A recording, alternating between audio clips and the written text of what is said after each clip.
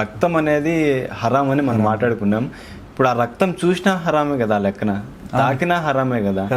And ఇంకొకటి ఉగ్రవాదం చేస్తూ ఉంటారు బాగా. ఇప్పుడు ఏదైతే వీళ్ళు శుద్ధులు మాట్లాడతారో అంటే ఒక కమ్యూనిటీ వాళ్ళు ఉగ్రవాదం భయంకరంగా చేస్తుంటారు. బయట రూమర్స్ ఏంటంటే ఈ హలాల్ నుంచి వచ్చే అమౌంట్ అంతా అటు ట్రాన్స్ఫర్ అవుతుందనే ఒక రూమర్ జరుగుతుంది. అదెంతవరకు నిజం సార్? ఇది 100% నిజమండి. మీకు నేను విత్ ఫిగర్స్ చెప్తాను, అప్పుడు మనకి పూర్తిగా అర్థమవుతుంది అనమాట. అంటే ఎంతమంది టెర్రరిస్టులని విడిపించడానికి వీళ్ళు ఇప్పటి వరకు ప్రయత్నం చేశారు, అందులో ఎంత వీళ్ళకి ఇదైంది అనేటువంటిది మీరు చూస్తే, జమాయత్ ఉలేమాయి హింద్ అనేటువంటి సంస్థ, అంటే ఈ 5 సంస్థలలో ప్రధానమైనటువంటి సంస్థ. ఈ సంస్థ ఏదైతే సర్టిఫికేషన్ ఇస్తూ ఉందో దీని యొక్క ప్రెసిడెంట్ వచ్చేసి అర్షద్ మదనీ అనేటువంటి వ్యక్తి దీనికి ప్రధానమైనటువంటిది. సో ఇప్పటి వరకు మీరు చూస్తే ఈ ఒక సంస్థ నుండి 700 హార్డ్ కోర్ క్రిమినల్స్ ని, టెర్రరిస్టులని కాపాడుకునేటువంటి ఒక ప్రయత్నం జరిగింది. అందులో 190 మంది క్రిమినల్స్ ని వాళ్ళు లీగల్ గా బ్యాటిల్ చేసి హైకోర్టు, సుప్రీంకోర్టు వరకు కాస్ట్లీ లాయర్స్ ని పెట్టి వీళ్ళని బయటకు తీసుకొచ్చినటువంటి పూర్తి రికార్డ్స్ అనేటువంటిది ఉంది.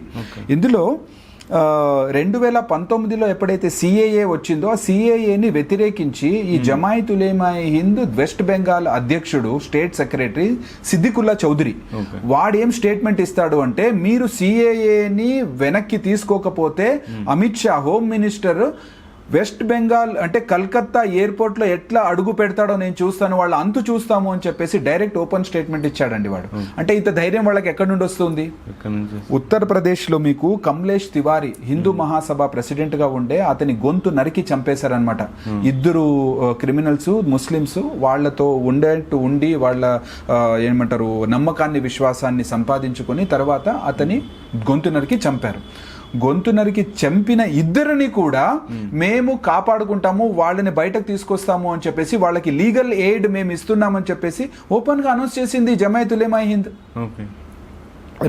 7/11 ముంబైలో జరిగినటువంటి రైల్వే స్టేషన్ బాంబ్ బ్లాస్ట్ లో ఉన్నటువంటి టెర్రరిస్టులు, 2006లో మాలేగావ్ బాంబ్ బ్లాస్ట్ లో ఇరుక్కున్నటువంటి టెర్రరిస్టులు, పూనాలో జర్మన్ జవేరీ బేకరీలో జరిగినటువంటి బాంబ్ బ్లాస్ట్ ఉండొచ్చు, గోకుల్ చాట్ లో జరిగినటువంటి బాంబ్ బ్లాస్ట్ ఉండొచ్చు, 26/11 ముంబైలో సీరియల్ బాంబ్ బ్లాస్ట్ అయింది, అందులో ఉండొచ్చు, ముంబైలో జవేరీ బజార్లో సీరియల్ బాంబ్ బ్లాస్ట్ అయింది, అక్కడ ఉన్నటువంటి క్రిమినల్స్, ఢిల్లీ జామాత్ మసీదులో జరిగినటువంటి బాంబ్ బ్లాస్టు, అలాగే ఈ లష్కరే తోయిబా, ఇండియన్ ముజాహిద్దీన్ లాంటి టెర్రరిస్టుల యాక్టివిటీస్ని కూడా వాళ్ళని కూడా న్యాయపరంగా, చట్టపరంగా వాళ్ళని బయటకు తీసుకొచ్చేటువంటి ప్రయత్నం చేస్తున్నటువంటి సంస్థ ఈ జమాయత్ ఉలేమాయి హింద్.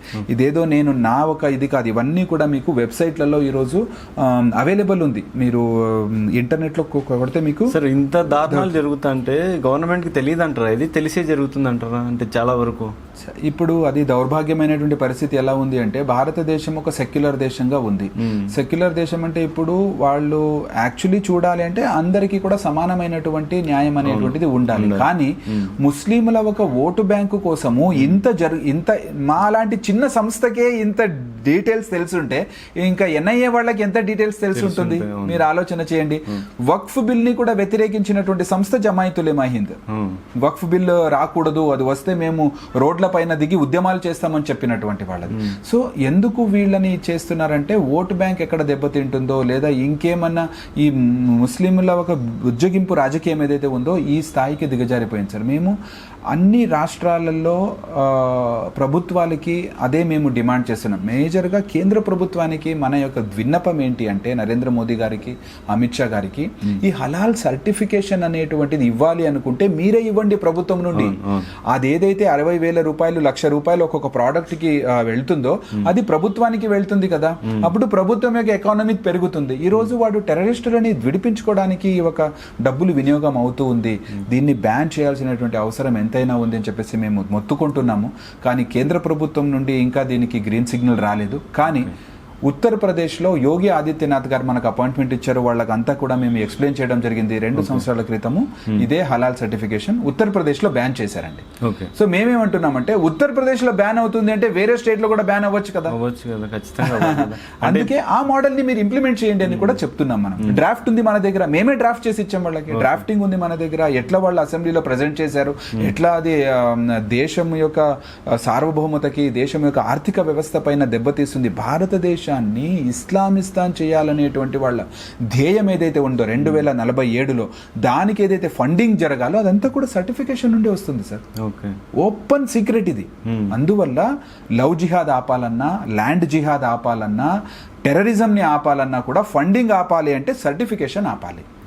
సర్టిఫికేషన్ ఆల్మోస్ట్ ఇప్పుడు 38 జిహాదులు అంటే మనకు తెలిసినవే నడుస్తున్నాయి, తెలియంటే ఇంకెన్ని ఉన్నాయో తెలియదు. కానీ సో ఇక్కడ నుంచి మన చేతుల ద్వారా వాళ్ళకు హలాల్ ఫుడ్ కానీ లేదంటే హలాల్ సర్టిఫికేషన్ సంబంధించింది మనం ప్రోడక్ట్స్ కొనడం వల్ల కానీ మన చేతి నుంచి వాళ్ళకి డబ్బులు ఇచ్చి మనపైకి ఉగ్రవాదాన్ని మనమే పెంచి పోషిస్తున్నట్లయితుంది.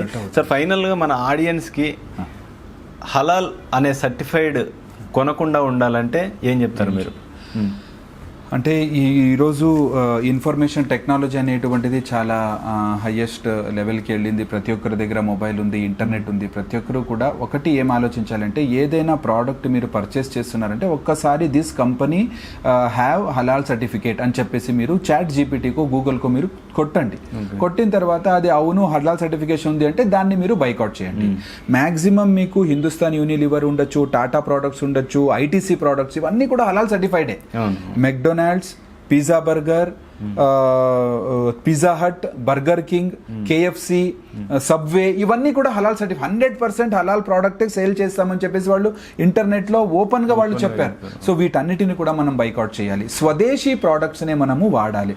శ్రీ రవిశంకర్ వాళ్ళది ఉంది, ఆశారాం బాపూజీ వాళ్ళది ఉంది, సనాతన సంస్థ మనది ఉంది. ఇలాంటి ఎన్నో సంస్థల ద్వారా ఎన్నో ఫుడ్ ప్రోడక్ట్స్ ఉన్నాయి. ఇవేమి కూడా హలాల్ సర్టిఫికేట్ కాదు. ఇవన్నీ కూడా భారతదేశంలో ఇది నిర్మాణం అయ్యేటువంటిది, హలాల్ సర్టిఫికేట్ సంబంధం లేదనమాట.